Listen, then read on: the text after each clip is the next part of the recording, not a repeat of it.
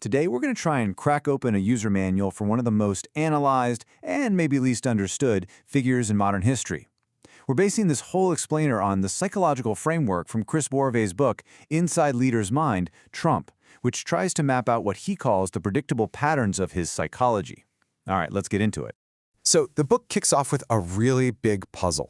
Why do the normal rules of political gravity just seem to, break when it comes to Donald Trump? Why have decades of reporting, all the fact-checking, and the constant condemnation, why has none of it had the effect you'd expect? And the first clue the book offers up is just a single number. Now, for pretty much any other politician on the planet, this number would be an absolute career-ending disaster. No question.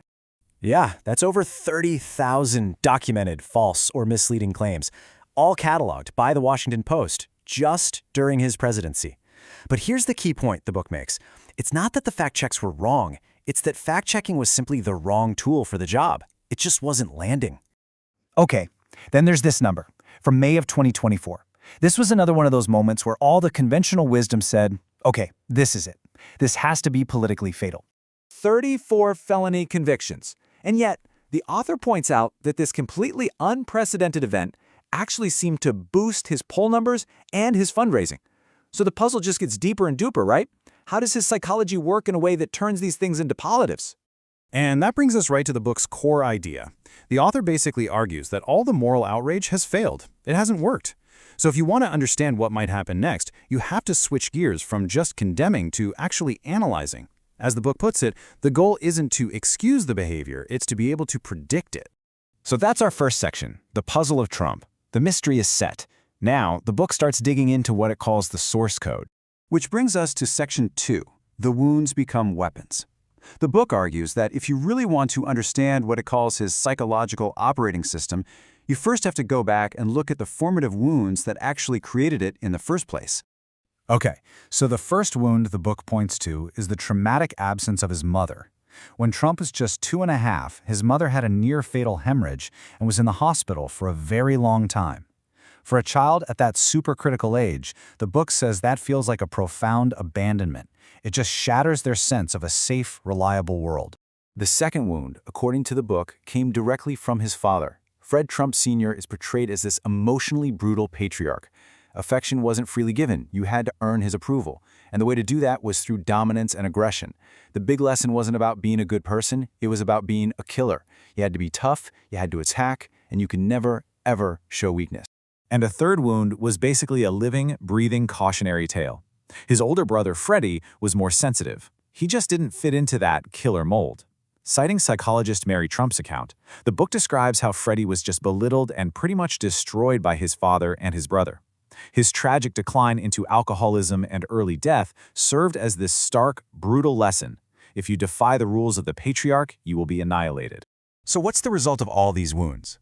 The book argues it's a classic case of what psychologists call dismissive avoidant attachment. Basically, the child learns that expressing needs or emotions only leads to rejection. So what do? You adapt. You shut down emotionally, you learn to rely only on yourself, and you avoid any kind of genuine intimacy at all costs.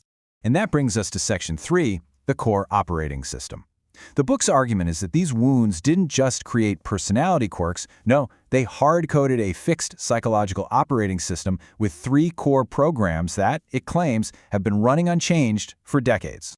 So, program number 1 is the dominance machine. Its entire job is to protect a very fragile ego with this huge, grandiose shell.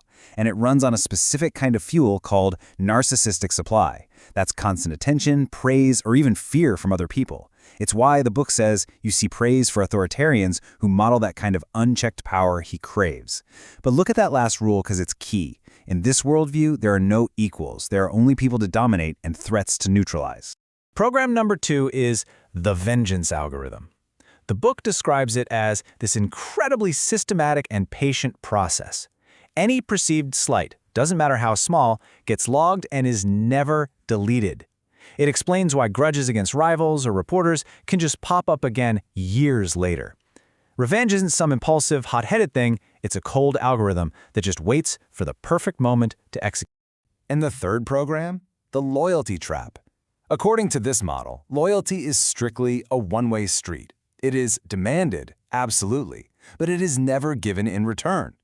People underneath are tested with demands that get more and more compromising, and with every act of compliance, the trap just tightens, making it harder and harder to get out, until, almost inevitably, the loyal follower isn't useful anymore and is just discarded, a pattern the book says we've seen with countless officials. So here's a perfect example of how that operating system works in the real world. This slide deconstructs the core myth of the self-made man. The reality, which was documented by Pulitzer-winning journalists, wasn't a small loan.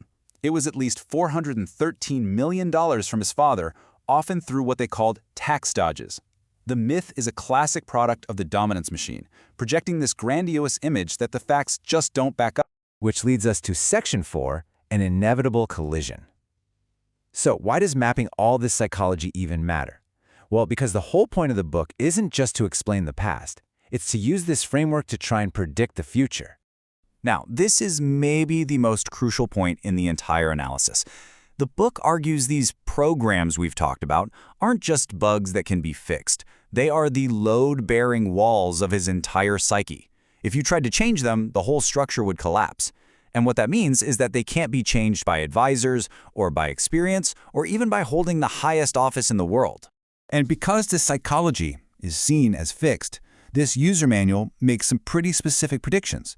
It predicts the second term would be driven almost entirely by the vengeance algorithm, settling old scores, that the professional civil service would be dismantled to install people based on absolute personal loyalty, and that alliances like NATO would be viewed as purely transactional and could be abandoned if they don't serve his immediate needs.